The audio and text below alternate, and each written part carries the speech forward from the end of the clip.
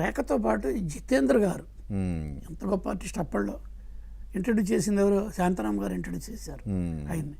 మంచి అందగాడు, ఇప్పుడు కూడా అద్భుతంగా ఉంటాడు ఆయన. రెండో హిందీ సినిమాలో అది రాధిక, రేఖ, జితేంద్ర రెండో సినిమా అంతే. అయితే మూడో సినిమా నాకు ఒక బ్యాడ్ లక్ సినిమా ఆగిపోయింది. గొప్ప అవకాశం దేవుడు దీవిస్తాడు, చేపిస్తాడు కూడానేమో అప్పుడప్పుడు. దానికి చెప్తాను జరిగింది. సితార సినిమా ఆయనకు బాగా ఇష్టం. ఎవరికి?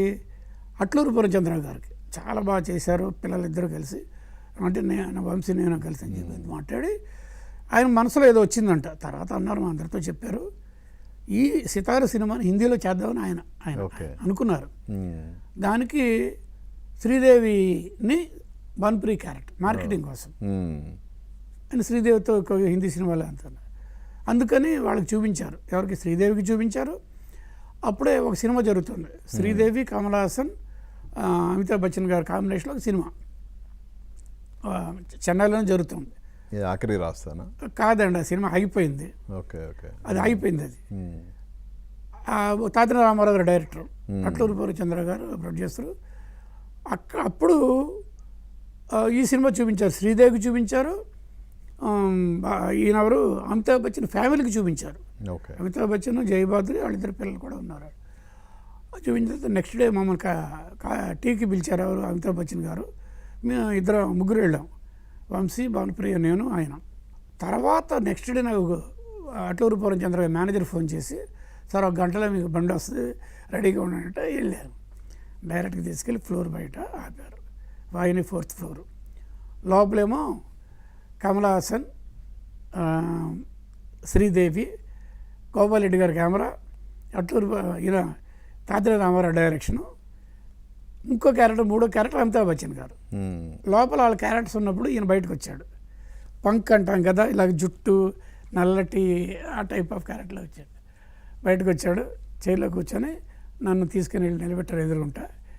ఇంకో చైర్ తెప్పించాడు, కూర్చోబెట్టి అమితాబ్ బచ్చన్ గారు, Raghu congratulations, first I seen your movie, నీ సినిమా చూశాను సితార్ అని, చాలా బాగా చేశారు ఇద్దరు కలిసి, అద్భుతమైన సినిమా, మంచి సినిమా.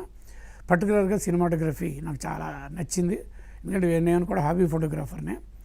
అందులో నచ్చడానికి కారణం, you have done a fantastic work regarding day for night photography అన్నాడు ఆయన. డే ఫర్ నైట్ ఫోటోగ్రఫీ అంటే మీకు తెలుసు కదా, పట్టబాగలు తీసి వెన్నెల్లో తీసినట్టుగా స్క్రీన్ మీద అనిపించాలి. అది tough job for a cinematographer, చాలా కష్టం. దానికి lighting control, timings, costume colours, చాలా రెస్ట్రిక్షన్ మధ్యలో చేశాను. మంచి పేరు వచ్చింది. సినిమాలో చూస్తే నిజంగానే గోదావరిలో అర్ధరాత్రి పూట వీళ్ళిద్దరు పారిపోతుంటే ఎలా చేస్తుంటారు అన్నట్టుగా ఉంటుంది.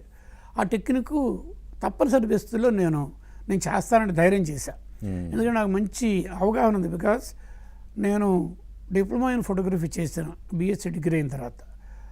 ఆ వెనక ముందు హాలీవుడ్ సినిమాలు పెచ్చ నాకు ఎక్కువ.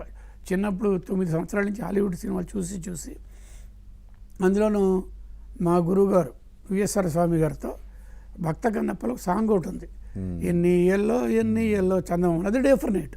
ఆయన ఎలా చేశారు, ఆయన ఎక్స్పోజర్లు ఏంటి, ఏం ఫిల్టర్స్ వాడారు, ల్యాబ్లో ఏంటి చేశారు, గ్రేడింగ్ అప్పుడు నేను కూడా ఉన్నా. అవన్నీ చూసుకొని మంచి కాన్ఫిడెన్స్తో చేశాను.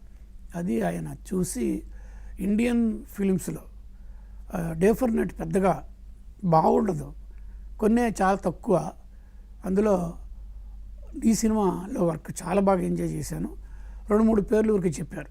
ద్వారకా దేవిచి అని షోలే కెమెరామెన్, చాలా పెద్ద అవార్డు పెద్ద ఆయన.